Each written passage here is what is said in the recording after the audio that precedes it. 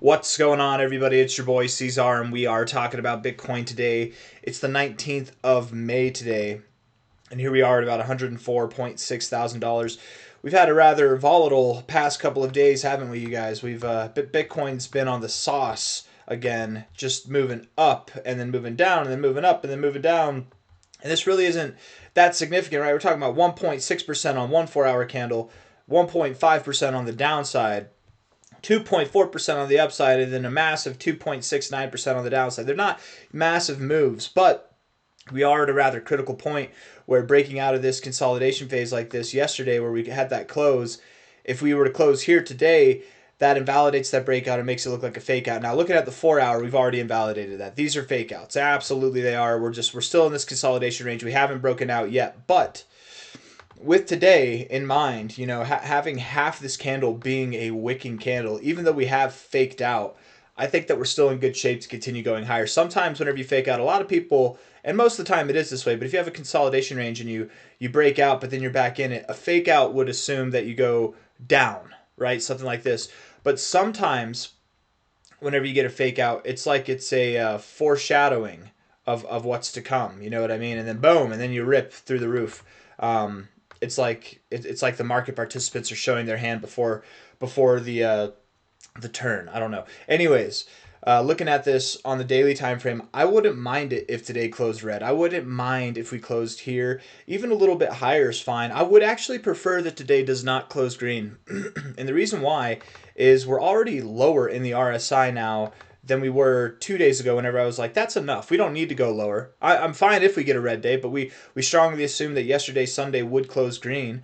And today being not nearly as red as yesterday was green, we're still at a lower level in the RSI. I think that's great because that gives us a moment to cool off.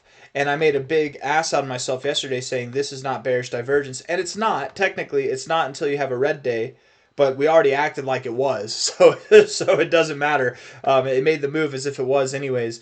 It's not bearish divergence until you have a day to close and confirm. That's the main message of it, right? So it didn't lead us in the right direction this time. If you were preemptive, if you jumped the gun and assumed it was bearish divergence, you would have made out like a bandit. But it definitely.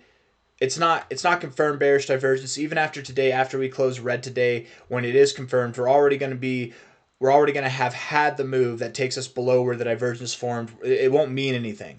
So even if today closes red, it's not bearish divergence that we have. It's now hidden bullish divergence where we've got lower lows throughout this whole range here and nothing but higher lows in the price. It's hidden bullish divergence actually. So don't focus on that. Don't worry about that. Yes, I mean it whenever I say I would like it if today closed red. Here or lower is better. I think having a predominant wick is nice to see, but something where we can get the RSI to a lower point is nice. Even if it's not lower than this low, as long as we're out of the overbought zone, that gives us more room to run. That's all I'm trying to say. It gives us more room to run. And where we're going to run to is $121,000 to $140,000, somewhere in that range. We've got how many days left in the month? How many days we got now? 12 days, 8 hours. 12 days, 8 hours, 43 minutes. Okay, so 12 days, 9 hours, essentially, yeah.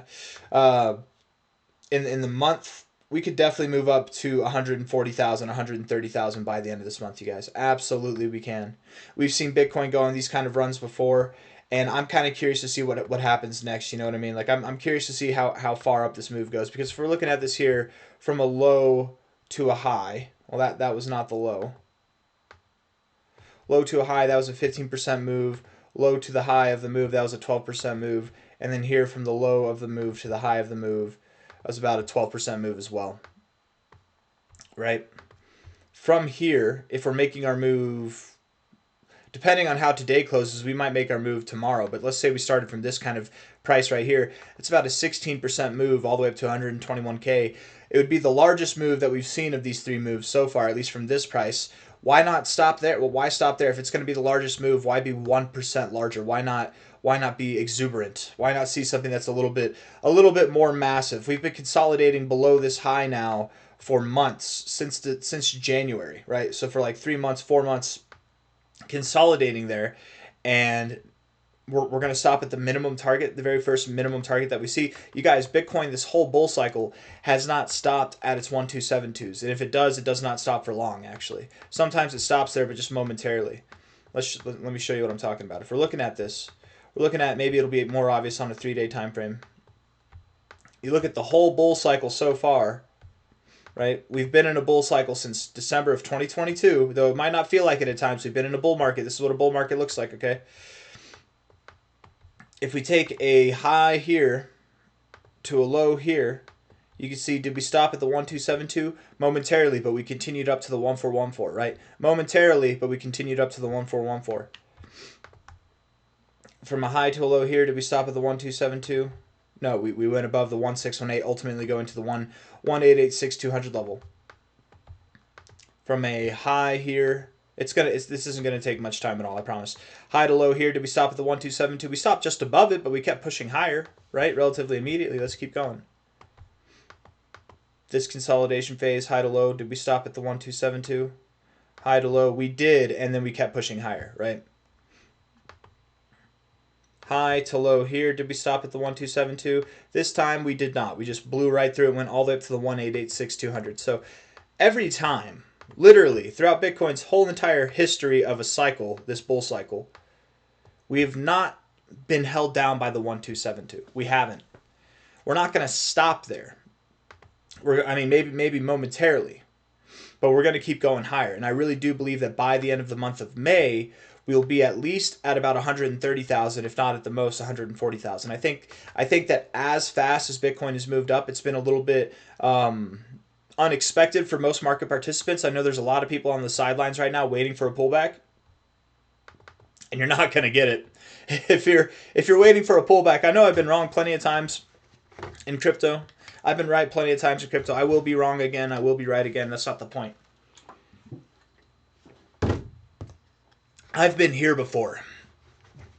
I know what it's like to sell the lows and the price is at its all-time high area, and then it breaks out, and then you're forced to get back in or watch it take off without you.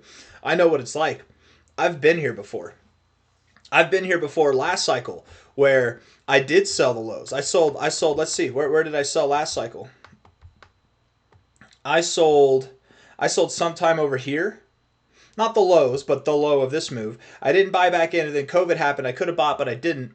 Where did I buy? I bought right here.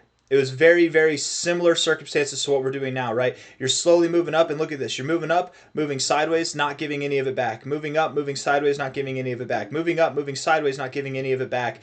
Did the moves get weaker?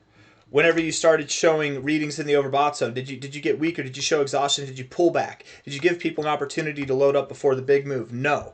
When you broke out of this all-time high area, or I guess not all-time high, but cycle high area at that moment, you ripped to the upside, and you're basically here, right there. This phase of the market is exactly the same kind of timing to this in the market right now, right? Maybe not the exact same. Let's see. Hold on.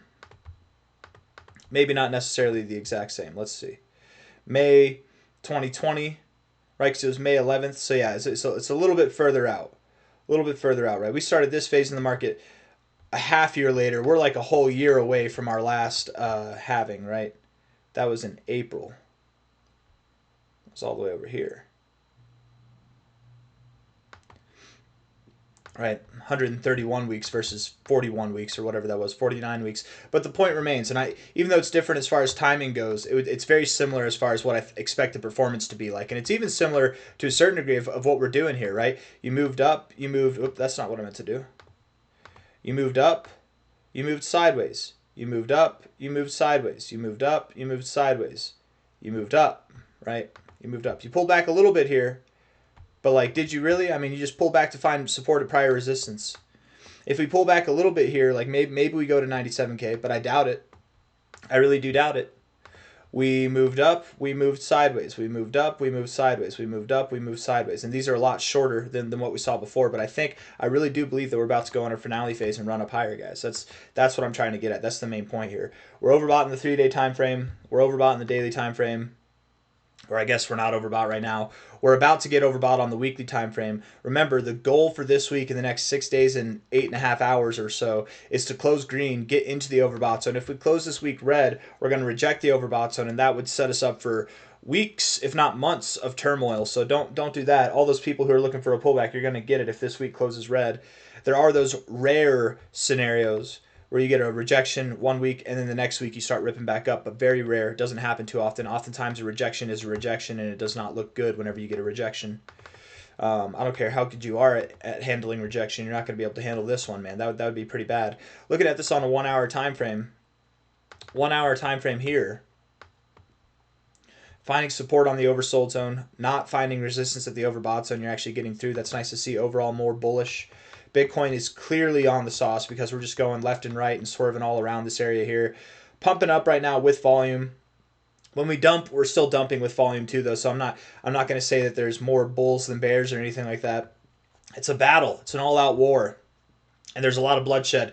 People who are going long are getting wrecked. Who are going short are getting wrecked. Who are going long again, going short again, you're all getting wrecked. Stay away from leverage, okay? Stay away. Or if you're doing it, there's nothing wrong. Here's a good rule of thumb, actually, for all the people who are using leverage and you're sucking and you're losing money. If you want a little cheat code to the leverage game for Bitcoin, do not go short ever. I don't care how convinced you are. Don't go short ever on Bitcoin when it's in a bull market. Ever. And then I don't care how convinced you are. Don't go long ever when Bitcoin's in a bear market. Right? Bull market, only go long for about three years. Or 2 years. However long the bull market lasts. This one's going on for a long time. Like 3 years. Bear market, you only have to be short for a year. And you don't want to be short the whole time, right? There's going to be ups and downs and all arounds. But just kind of make that agreement in yourself.